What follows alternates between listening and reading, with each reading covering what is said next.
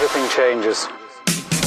Primo tempo, o meglio dovremmo dire in questi primi minuti di primo tempo, chiamato a rispondere. Attenzione al grandissimo gol intanto di Maramao e il vantaggio improvviso da parte del Briseur. Stavamo raccontando le imprese del portiere di questa squadra, ma la vera impresa l'ha fatta Maramao, un grandissimo tiro a giro col sinistro e il vantaggio del Briseur.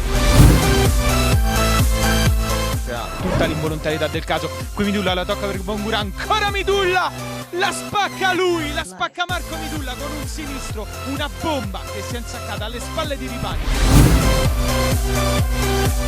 Fa ripartire l'azione della Roma dai piedi di Sefri Klaus, la mette in banca il numero 2 che serve il bravo numero 11, chiuso da 3 avversari. Tosval Mancino! E la sblocca dopo 5 minuti, una legnata del numero 11 servito da Cioccari che inchioda Carbone e sigla il vantaggio della Roma Calciotto alla Stella Azzurra.